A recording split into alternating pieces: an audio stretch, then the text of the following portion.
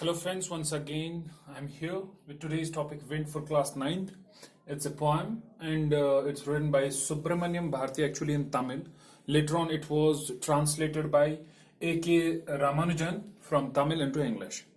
So now we are going to deal with this poem.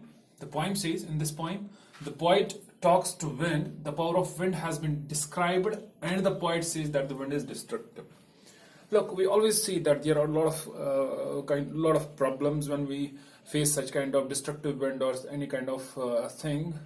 There are most of the buildings who are very weak, or whose foundation is those buildings who don't have strong foundation, they just collapse. So this is the problem which we faced in wind, and poet has here symbolized this as a destructive element, as an element of destruction.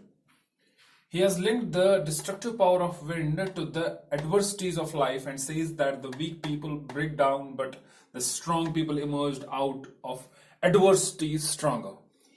So he here gives us a glimpse of the people of common masses, and here he has given that destructive power of wind as the adversities we face in our life. So some of the people who are very weak, as I told you, those buildings which will have weak foundation, they'll collapse.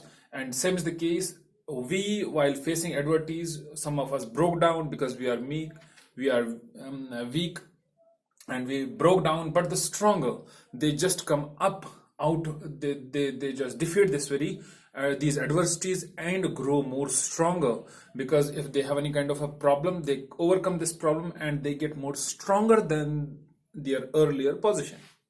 Then we should be mentally tough and physically strong in order to survive the hardships of life. These 2 points are very important: mentally tough and physically strong.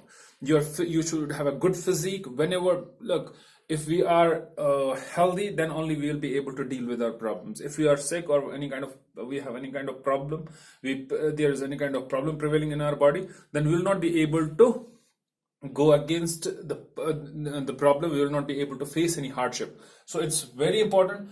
Physically and mentally we should be strong as well. Mentally we should not be weak. We should not break down on mere things. We should be strong enough. Weak person breaks down like a weak building and crumbles. As I told you, that a weak person is like a building which has really weak foundation and it just crumbles down. It gets destroyed in this very wind. We must make these destructive forces our friends with our strength and determination. Look, this is very important, that with our confidence, with our determination to do any kind of work in our life, to prove ourselves in our life, we should make these problems, these adversities our friend. Friend here does not mean that we have to be with them always. No, we have to face them with boldness, with challenges. We have to go through all the challenges and then grab the opportunity and prove ourselves. So there are certain poetic devices which are being used. First is alliteration. As in the poem there is a line: strong fires roar and flourish. So strong fires, the fires fur and flourish fur, repetition of consonant sounds, again it is alliteration.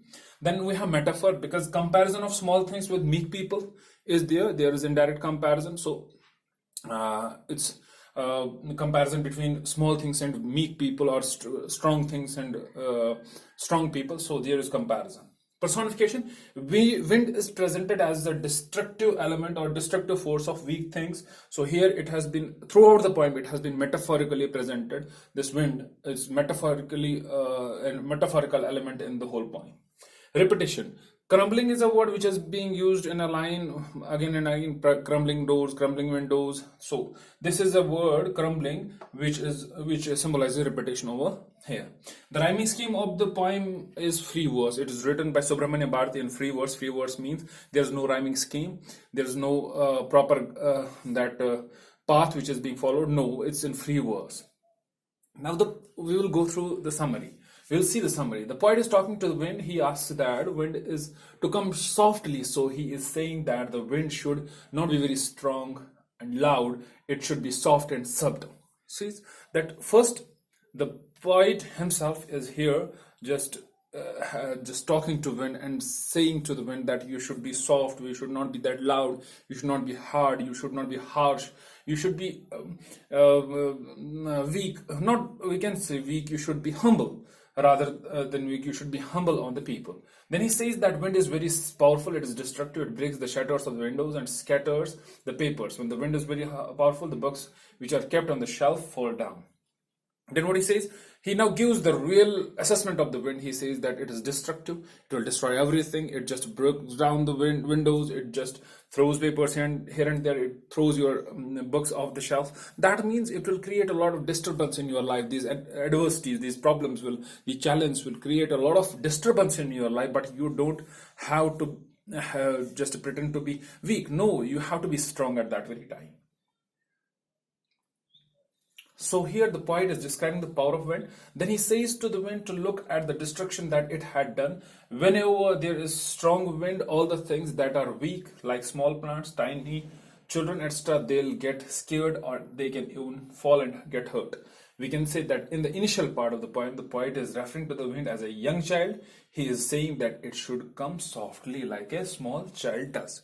So now what happens, he says that whenever the wind is strong, that means adversities are very a lot. There are a lot of challenges. Then those who are weak, those who are like little children, those who are like plants, who are weak, whose foundation is not that strong, they'll fall down. They'll not be able to overcome these shackles. They'll not be able to overcome these challenges. So they will fall down. Then he says in the initial part of the poem, he refers this wind as a child whom he says that you have to come softly, like a little child walking softly. So you have to come softly. In the later part, we come to know that the wind is destructive, just like a youth, just like a young boy and girl who is full of energy, violence, and destruction. In the second part of the poem, we'll see that this wind is being presented as a boy or a girl who is in its adolescence age, because in adolescence age we don't have that power of judging in a proper way. So we should take care of this very thing. We should not do as our mind say. No, we should not do as our heart say. No. We should think about our actions first and then carry on with those. So we have to just think about each and everything logically, not in the illogical sense, not the sense of fantasy or imagination. No, we have to talk as per the as per the logical way, and then only act on those things, because this youthfulness, it is full of energy, but it's full of violence and destruction as well, because each and every part of the youth want to prove themselves.